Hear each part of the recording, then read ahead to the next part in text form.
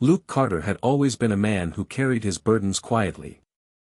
After losing his wife, Emily, to a sudden illness 3 years ago, he devoted his every waking moment to raising his 8-year-old daughter, Grace. He worked long shifts as a high school history teacher, spent evenings helping Grace with homework, and tucked her into bed with bedtime stories Emily used to read. Friends admired his strength, but behind his smile, Luke lived with an ache he believed would never heal. Love, he thought, was a closed chapter in his life. That was until Grace, with the innocence and hope only a child could possess, slipped a folded paper into his jacket pocket one morning.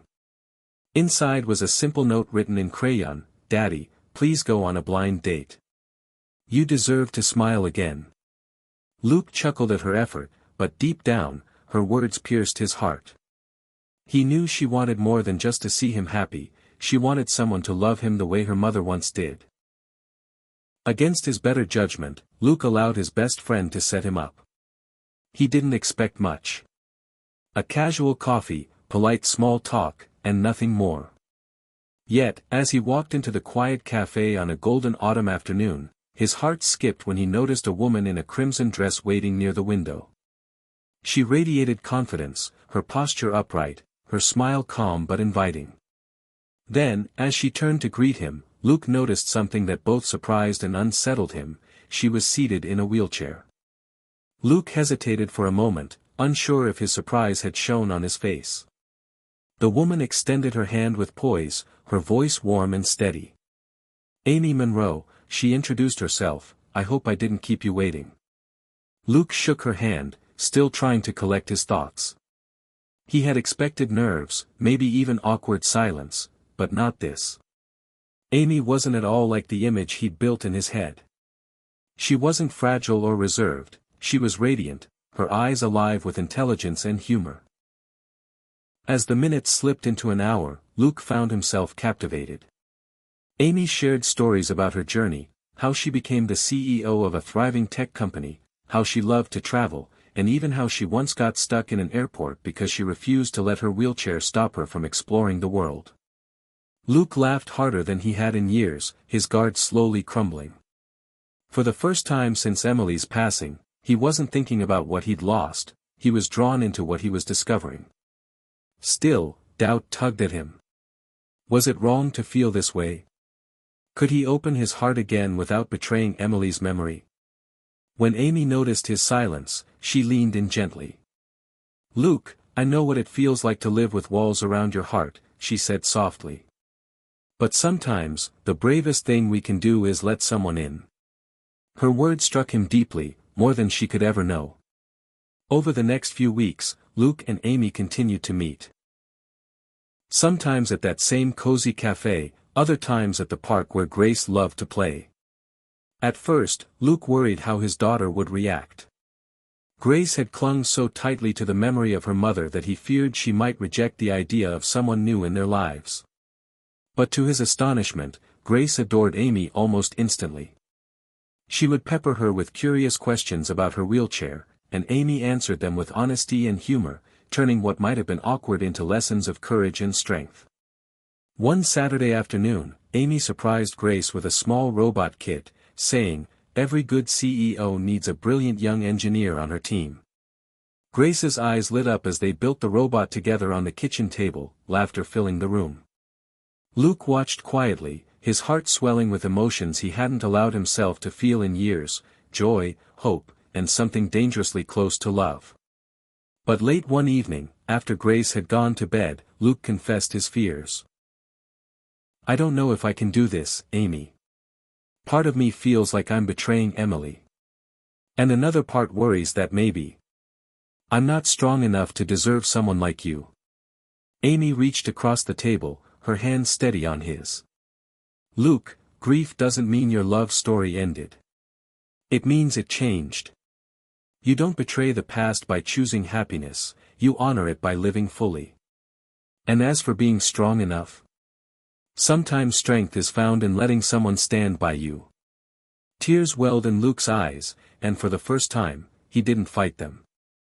The turning point came on a rainy evening when Amy invited Luke and Grace to a charity gala her company was sponsoring.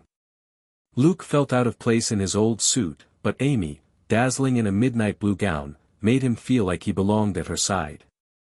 As the night went on, Luke began to notice how others looked at Amy.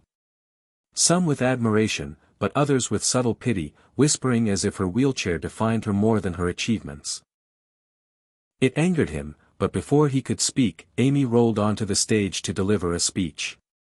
With quiet confidence, she spoke not of her challenges but of possibilities, about building a world where limitations could be redefined. The audience erupted in applause, and Luke found himself clapping harder than anyone, his chest filled with pride. Later that night, as they stepped outside into the cool drizzle, Grace reached for Amy's hand and whispered, "I wish you could be my mommy." Amy's eyes widened, and Luke froze, caught between shock and fear. He worried Amy might be overwhelmed, but instead, she knelt slightly, her voice tender. "Grace, I may not be your mommy, but I'd be honored to be your friend.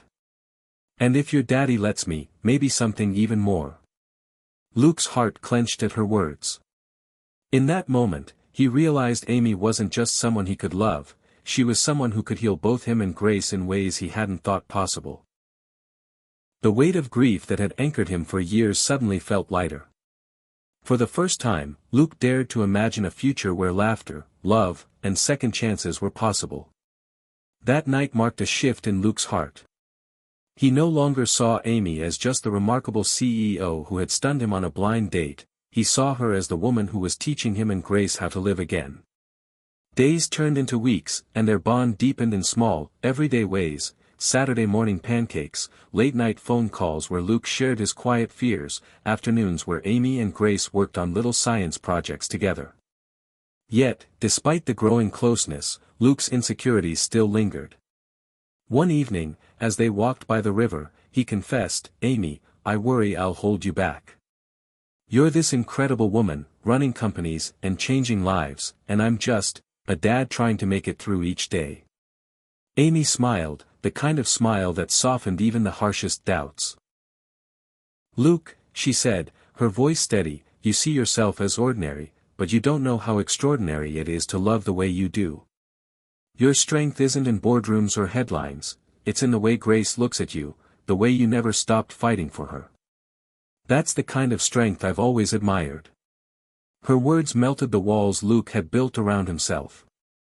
For the first time in years, he felt worthy of being loved, not as a broken man clinging to the past, but as someone capable of building a new tomorrow.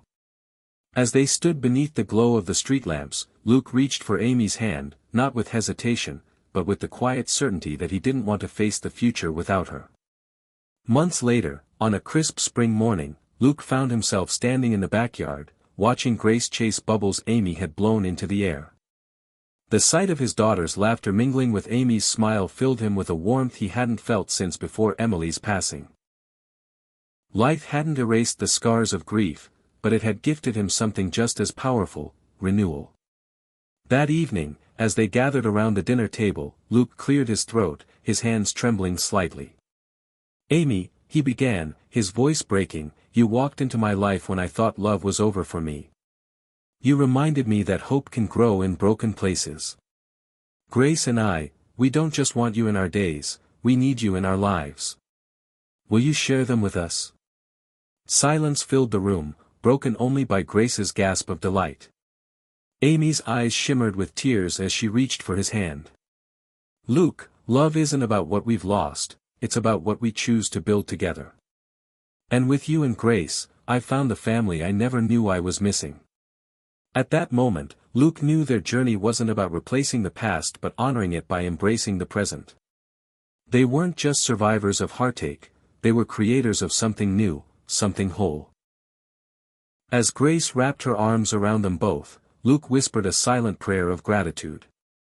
Life had given him a second chance at love, and he had chosen to take it.